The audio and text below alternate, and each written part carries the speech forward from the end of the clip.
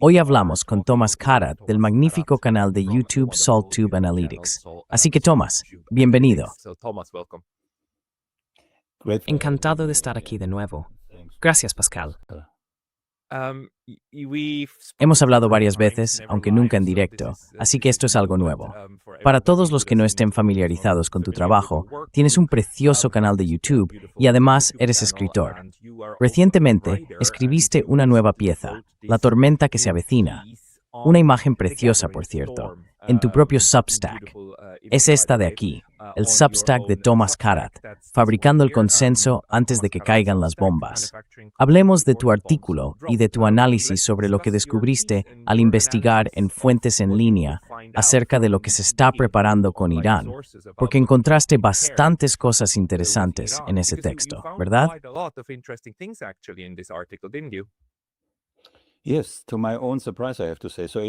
Sí, para mi propia sorpresa, tengo que decirlo. También fue un experimento para mí. Utilicé una API, un agregador de noticias, y recopilé unos 230 o 240 artículos de creo 11 países diferentes. Luego empecé a analizarlos, ¿verdad?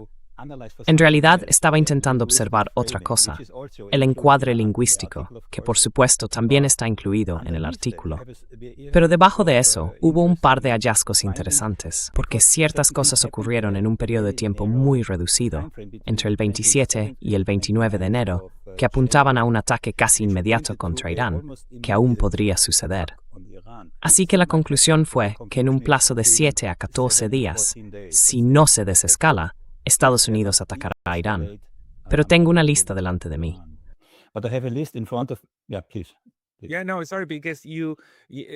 Sí, no, lo siento, porque revisaste todos esos medios, ¿verdad? Incluidos The Guardian, The New York Times y demás, y todos los titulares que escribieron. Y todos ellos, para empezar, usaron un lenguaje sospechosamente similar para describir lo que está ocurriendo. Así que de algún modo debió circular una nota sobre cómo hablar de esto. Pero además, todo salió en el mismo y breve periodo de tiempo. ¿Podrías contarnos qué tipo de lenguaje se utilizó que te hizo pensar? Vaya, ¿están preparando aquí?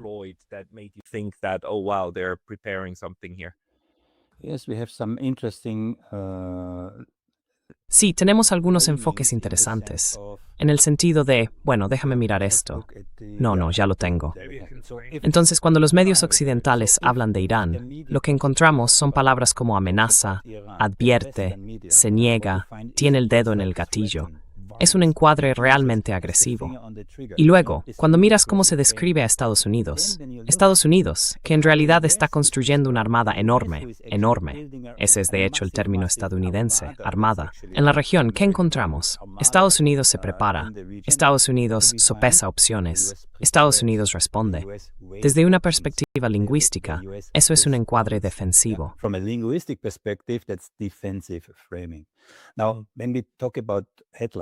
Ahora bien, cuando hablamos de los titulares, si me lo permites, sabemos por estudios científicos, y sé que tú también lo sabes, que dependiendo del medio, entre un 60 y un 85% de las personas solo leen los titulares, no leen los artículos completos. Y esto lo notamos especialmente en las redes sociales, donde los agregadores, por supuesto, saben si compartes un artículo sin haberlo leído realmente, lo saben. Así que podemos medir esto con bastante precisión. Ahora, como consecuencia, y esto en realidad no es ninguna novedad para los editores, ¿verdad? Los titulares importan. Los medios de comunicación ponen mucho énfasis, reflexión y esfuerzo en la elaboración de los titulares, porque saben lo importantes que son. Así que podemos deducir muchas cosas a partir de los titulares. Esa era la parte lingüística.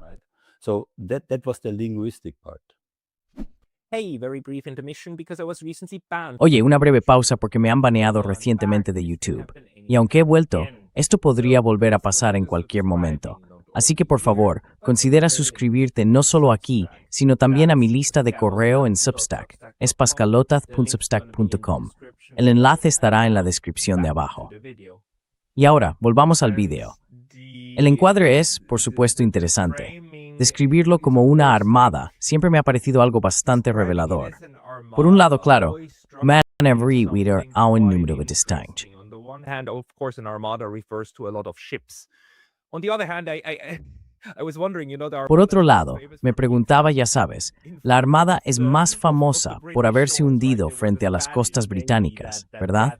Eran la Marina Española que se reunió frente a la costa británica y luego fue destruida por una tormenta, creo. Básicamente, se hundió hasta el fondo del océano. Ahora, con Estados Unidos, eso probablemente sea solo un deseo, pero ¿qué opinas de las conclusiones que sacaste al analizar esos casi 200 artículos? Sí, tengo un par de puntos clave, pero me gustaría decir algo sobre la Armada y lo de insumergible.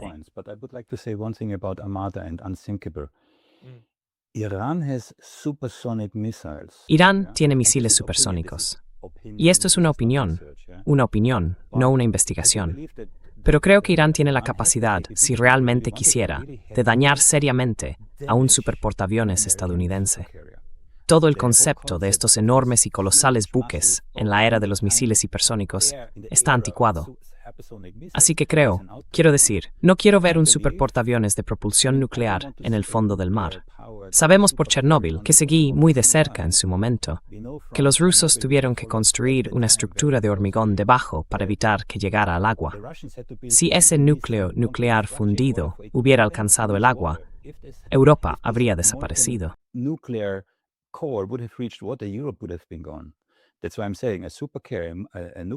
Por eso digo que un superportaaviones de propulsión nuclear, si alguna vez se hundiera y quedara dañado en el fondo del mar, no sé si alguien sabe realmente qué ocurriría. Así que eso es sobre la Armada. Ahora, volviendo a tu pregunta, tengo un par de puntos clave aquí. En primer lugar, ocurrieron cosas muy interesantes en ese periodo de 48 horas, del 27 al 29. Tuvimos múltiples eventos sincronizados. El Abraham Lincoln, creo que ese es el superportaaviones que se desplegó. Sí, el tiempo se acaba, ya sabes, esa sensación de urgencia. También es algo lingüístico. Si detectas esto en los medios, ese tono del tiempo se acaba, última oportunidad, o en relaciones públicas, ya sabes, ofertas limitadas en el tiempo, ese tipo de cosas. Tengo una pregunta sobre eso.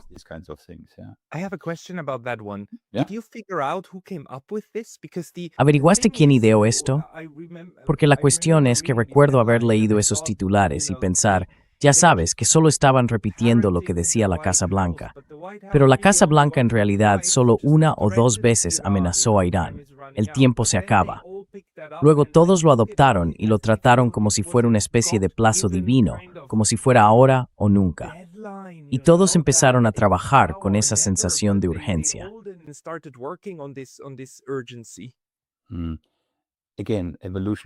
De nuevo, la psicología evolutiva. Esto dirige nuestra atención desde el tronco encefálico. Tenemos 3 cerebros, siempre lo digo. Uno es el tronco encefálico, luego tenemos el sistema límbico, las emociones y la parte racional. Hay que abordar la información en ese orden si se quieren crear ciertos patrones. Primero el tronco encefálico, algo diferente, algo que dé miedo, por ejemplo. Luego el nivel emocional y por último el neocórtex. Hay que hacerlo en ese orden. El tronco encefálico reacciona ante las urgencias. Eso es lo que atrae la atención, ¿verdad?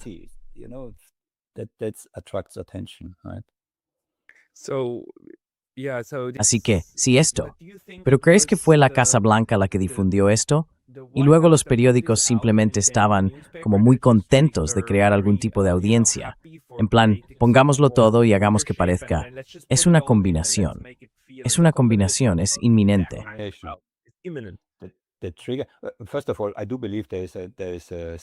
Antes que nada, sí creo que existe una sincronía. También lo menciono en mi artículo.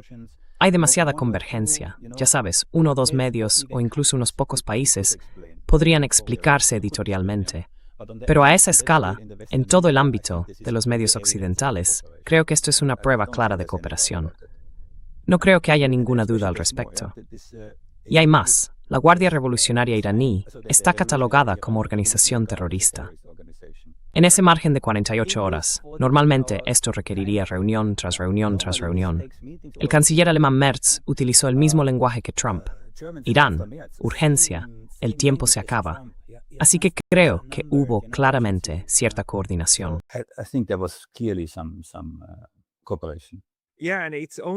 Sí, y solo han pasado un par de, bueno, no hace tanto, desde que Estados Unidos designó.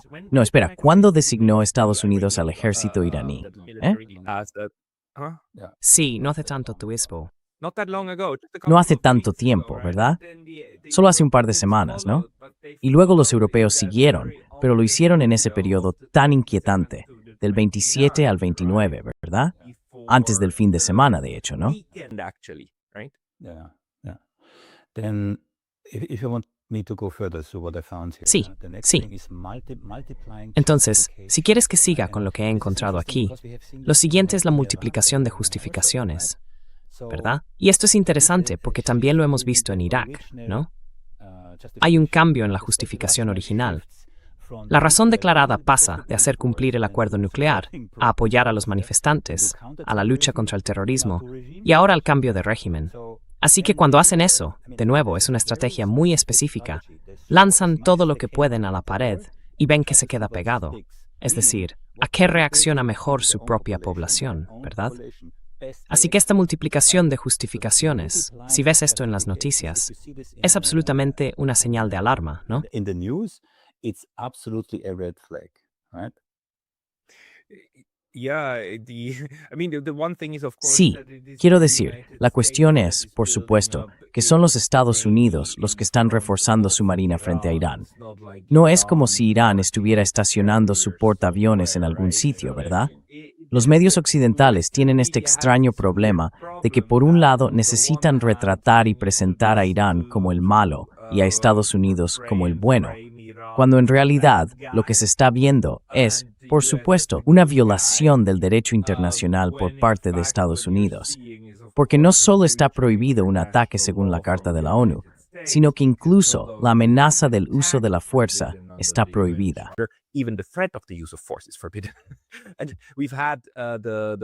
Y hemos visto al ministro de Asuntos Exteriores de Irán, de hecho durante el fin de semana en Twitter X, quejarse de que Estados Unidos publica esos tweets diciendo que su ejército debería comportarse de manera más responsable, porque al parecer la Marina iraní está demasiado cerca de la Marina estadounidense.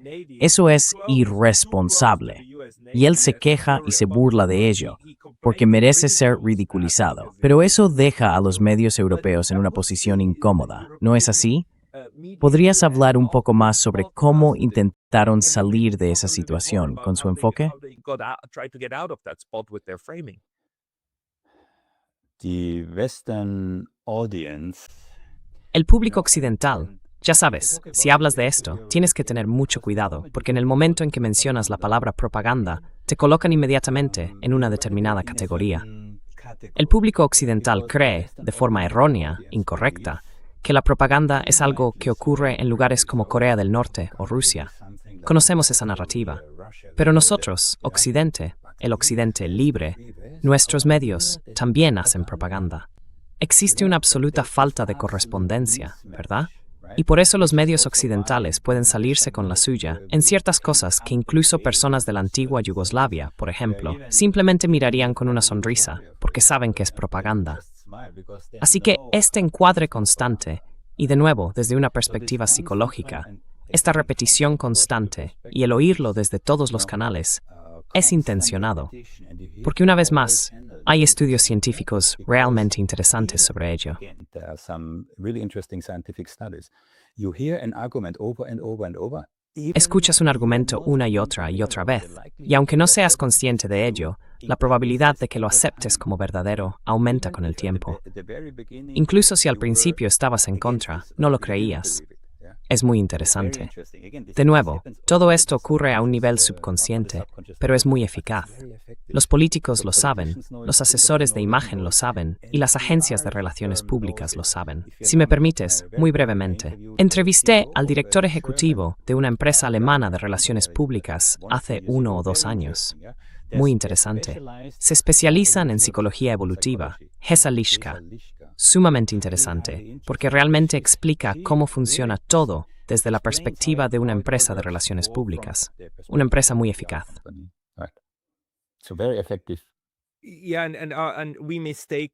Sí, y confundimos, por supuesto, la repetición o la familiaridad con la realidad o la verdad, ¿verdad? Pero también es algo que ocurre con bastante facilidad. Me di cuenta de ello cuando estaba informando sobre la entrada de Estados Unidos en Venezuela, secuestrando al señor Maduro. Cuando salió esa noticia, nuestros medios en Occidente usaron la palabra capturar. Dijeron que habían capturado a Maduro. Y yo, sin darme cuenta, repetí esa palabra.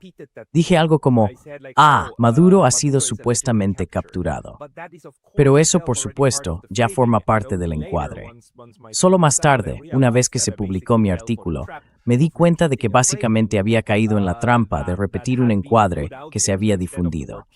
Así que, en lugar de usar la palabra secuestrar o raptar, o cualquier otra que pudiera subrayar la ilegalidad de todo aquello, se utiliza una expresión más o menos neutral, que en realidad no se justifica. Groenlandia, una sola palabra. Groenlandia será adquirida. Ese fue el planteamiento inicial que usaron. Groenlandia será adquirida. Exacto. Es repugnante, es absolutamente repugnante. Pero lo otro nos recuerda tanto al ataque no provocado, ¿verdad? El ataque no provocado de Rusia. Clásico. Un ejemplo clásico. Entonces, ¿cuáles son los ejemplos clásicos que al parecer están intentando difundir ahora en lo que respecta a Irán?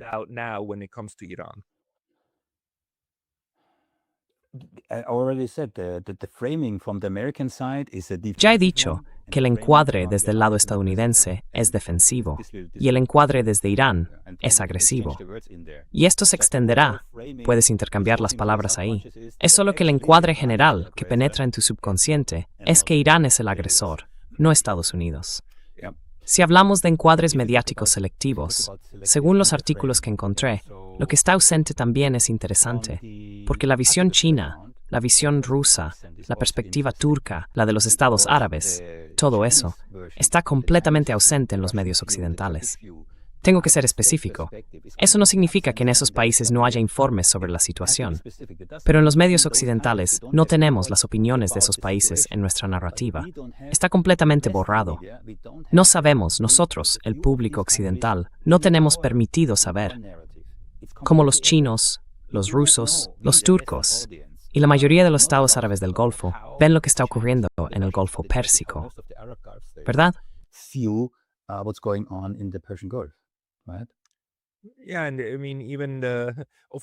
Por supuesto, en Europa, las voces rusas, las más populares en inglés, RT y Sputnik, están incluso prohibidas, ¿verdad? Así que no tenemos acceso. Y esa es precisamente la idea detrás de controlar una infosfera. No solo que las noticias, lo que se informa, estén bajo control, sino también la forma en que se presentan.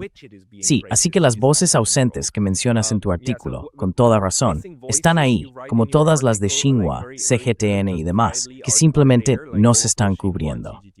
¿Qué más falta realmente en los debates de los medios occidentales?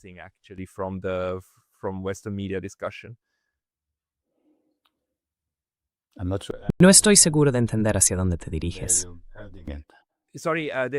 Interstep is permedept, bus ausentis, probanipstates for former ex Occident infora.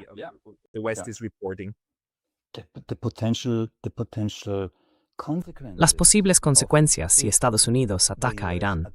Quiero decir, la gente no entiende que esto podría encender todo Oriente Medio, ¿verdad? Así que hablemos de economía. Encontré algo interesante, pero volvamos a eso más adelante. Económicamente, ¿verdad? Y no lo hice, porque en mi investigación no me estoy centrando realmente en economía o finanzas, y no soy experto en ese ámbito. Pero hubo algo que me llamó la atención, una era de incertidumbre y el potencial de interrumpir el flujo de petróleo. El serio potencial de interrumpir el flujo de petróleo hace que tenga sentido que los precios del petróleo suban. Pero normalmente, cuando tenemos una mayor inseguridad o tensiones geopolíticas, ¿qué hacen el oro y la plata? Pues también suben.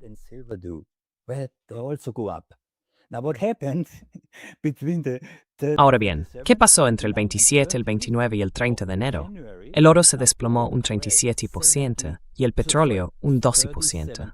Hay algo que no encaja aquí. Lo comprobé yo mismo. En los Países Bajos, si quiero comprar oro o plata ahora, tengo que esperar entre 6 y 12 semanas.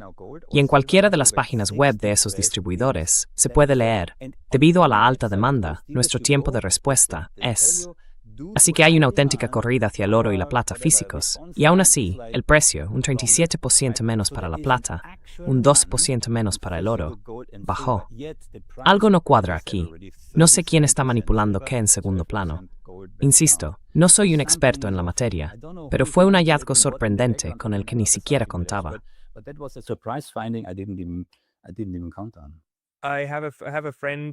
Tengo una amiga que trabaja en una de las firmas de inversión y el viernes me envió un mensaje diciendo que interpreta la caída de los precios del oro como una respuesta al nombramiento de un halcón por parte de Donald Trump para la Reserva Federal. Esa es la explicación formal que estamos escuchando en los medios de comunicación convencionales. No estoy convencido. No estoy convencido. Bueno, ¿cómo lo haces? Quiero decir, son fuerzas del mercado. No llegaría a creer que Estados Unidos pudiera, ya sabes, falsificar deliberadamente el precio del oro, pero por supuesto sus decisiones serían...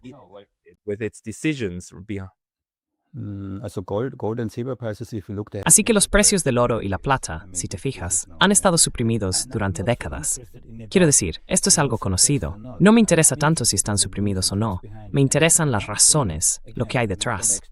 Y una cosa, de nuevo, no soy un experto en esto, pero el sistema de moneda fiduciaria, la moneda fiduciaria, chicos, buscadlo sí, pende de un hilo, no de un cabello, de un nanohilo tan fino.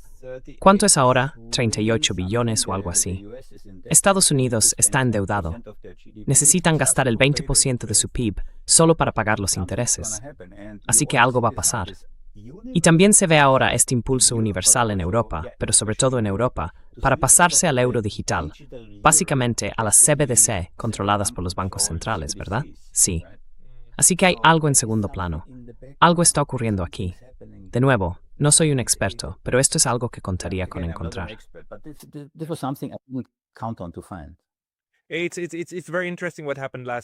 Es muy interesante lo que ocurrió el fin de semana pasado. Una de las cosas de las que la gente hablaba el viernes era si, después de que cerrara la bolsa de Nueva York esa tarde, ese podría ser el momento en que se produjera el ataque. Ahora bien, lo que sabemos mientras tanto es que Estados Unidos todavía parece estar preparándose. No parece que tengan todos sus recursos alineados en Irán todavía. No sé lo suficiente sobre el despliegue militar real como para hablar de ello en detalle, pero si se produjera un ataque, en realidad tendría sentido hacerlo un viernes por la noche, cuando hay 2 días antes de que los mercados vuelvan a abrir. Los precios del petróleo reaccionarían de inmediato y con mucha fuerza, ¿verdad? Pero quizá continuemos un poco con tus hallazgos, porque dijiste que todo lo que ocurre con Irán debe entenderse dentro del patrón de Irak y Libia.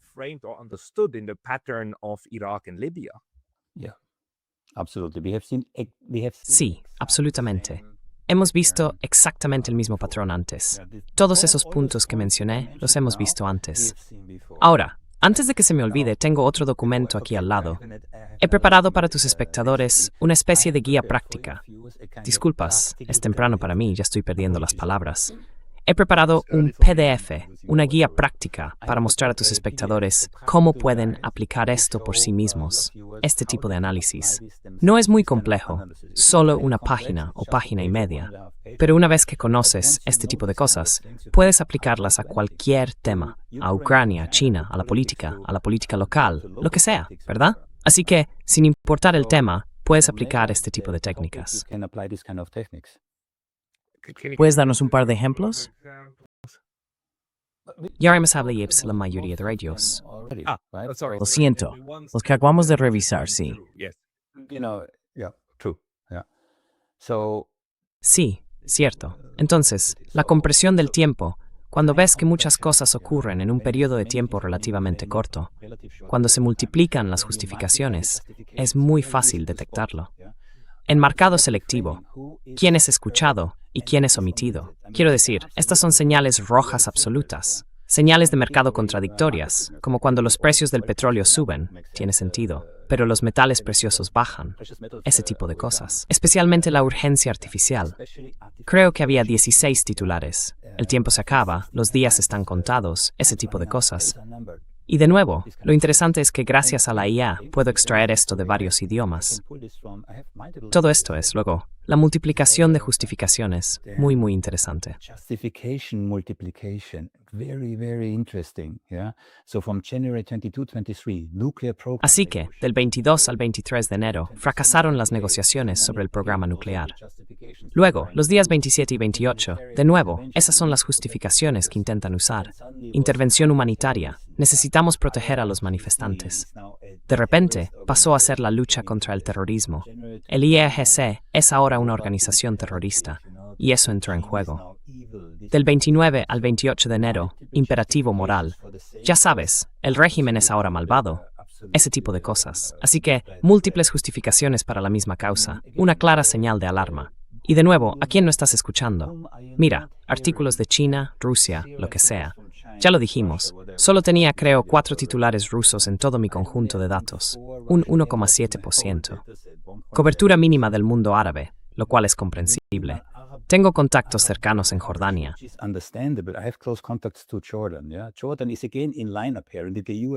Jordania vuelve a estar alineada. Al parecer, los Emiratos Árabes Unidos también, con lo que los estadounidenses están planeando. Y me gustaría añadir que yo estaba en Jordania cuando los misiles de Irán, la primera vez, no la última, la primera, sobrevolaron Jordania para golpear a Israel. Estábamos tan cerca que las casas temblaban. Así que Jordania está en el centro de todo eso. Entiendo perfectamente por qué no oímos voces de países como Jordania. Y luego, de nuevo, y sé que ahora lo estoy resumiendo, la simetría en el encuadre. Otra vez, Irán amenaza, Irán se niega, y Estados Unidos, por supuesto, prepara diversas opciones. Fíjate en este tipo de cosas. Si lo haces, tendrás una especie de superpoder que puedes aplicar a cualquier tema.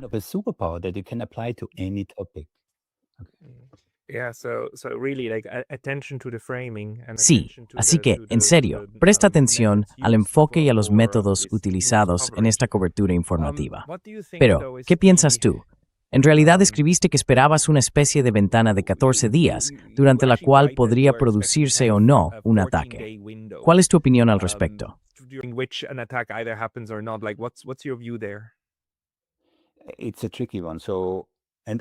Es un tema complicado. Así que, esta misma mañana, intenté conseguir un poco más de información. Tener este enorme despliegue militar es una empresa muy costosa, incluso para Estados Unidos. Estos superportaaviones, no sé cuánto cuestan al día. Pero también, a nivel psicológico, hay personas allí preparándose mentalmente para ir a la guerra. Sí, para ir a la guerra. ¿Sabes, los estadounidenses, cuándo fueron realmente a la guerra por última vez? Fue en la Segunda Guerra Mundial. No olvides que Estados Unidos, desde la Segunda Guerra Mundial, no ha estado realmente en una guerra. Este tipo de actos de agresión, como en Irak, por ejemplo, donde mataron al menos a 1 millón de iraquíes y dejaron morir de hambre al menos a 500,000 de niños iraquíes, sobre lo cual Madeleine Albright dijo en televisión que le parecía justificado, no son guerras. Esto es lanzar bombas. Esto es lo que hace Israel sobre Gaza. No hay nadie en el cielo que se les oponga. Vuelan allí completamente dominantes y sueltan un par de bombas. Irán podría ser diferente, ¿verdad?